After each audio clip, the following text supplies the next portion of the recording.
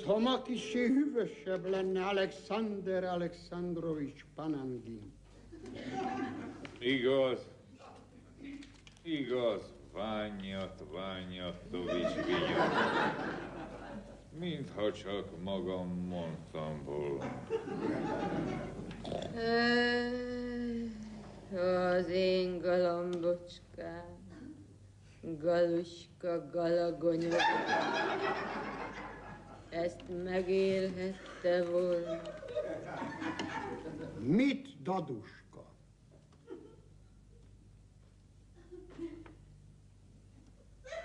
Nem mindegy. Daduska, gondoskodjon a szamovárról.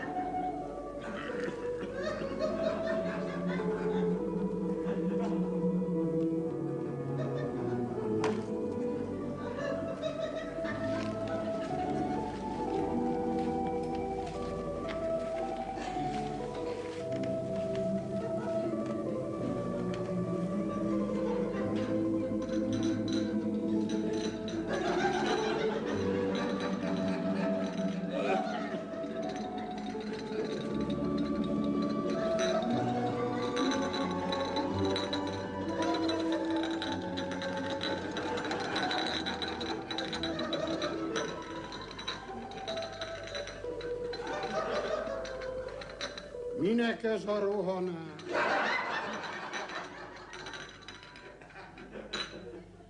Alexander Alexandrovics Panangin. Olyan régen mesélt nekünk. Mi újság a városban manapság? A városban? Bál volt Igor Nyomorovics ordináros kormányzónál Ugorszmoroszkban. Mikor, bácsikám, Ványatovics Vinya, mikor? 10 év. Azt az én galambocskám, Galuska Galagonya, megérhette volna. De nem érte meg, Daduska, pedig a maga Galuskája kiváló barátom volt. Anyja, csája van? Hozom, bácsikám.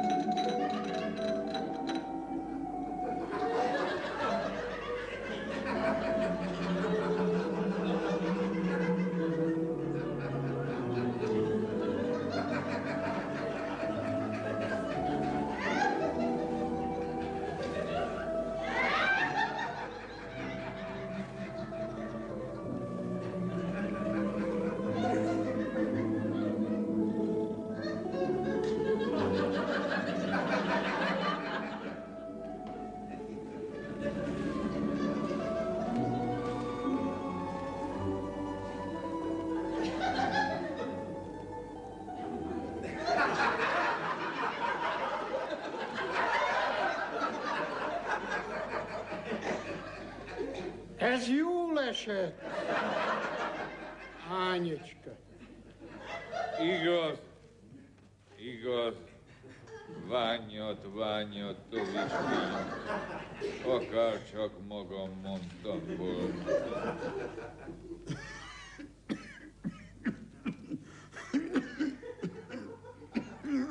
Bácsikám, befogatok a trojkába. Menjünk be a városba az orvoshoz. Nem olyan nagy út az a néhány verszta. Verszta ki a fejedbe.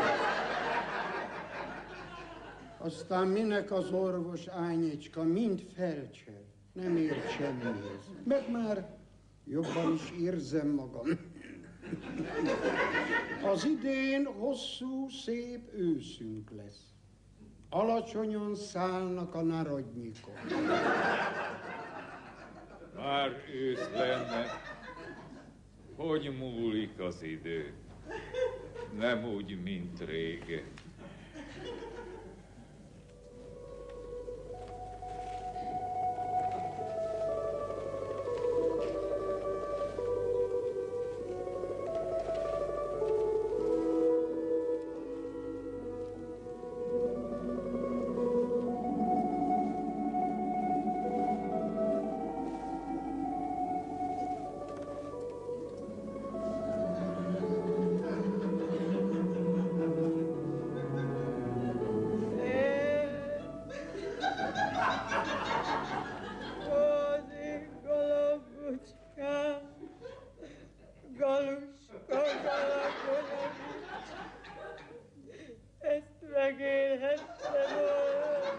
De nem érte meg, Daduska. Hát ez az.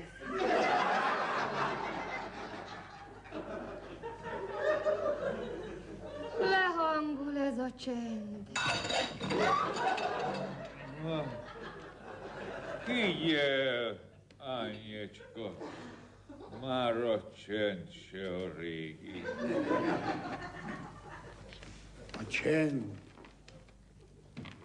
A csend. A csend olyan, mint a sózott hering. Novosz hivi, rovosz, kovosz, kavasz. Van.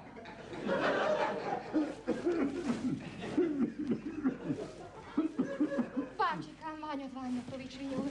Mégiscsak menjünk be a városba az Orvosovics orvosokhoz. Én félek. Ne féljen, Ányicska. Csak a szelek bántam. Az őszi szelek. A metsző őszi szelek. Igaz, igaz. Már a szelek se a régi.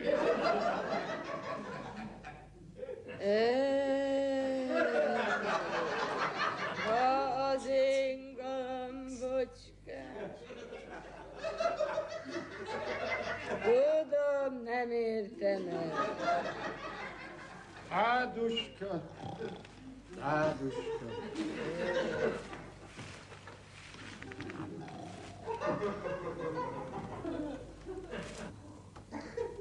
Lehangol a néma orosz vidék lellete.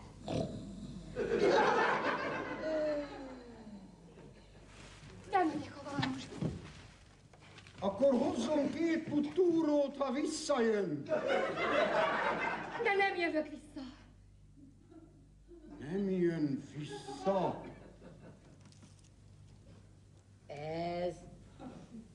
Ez nem. Akkor ne hozzon.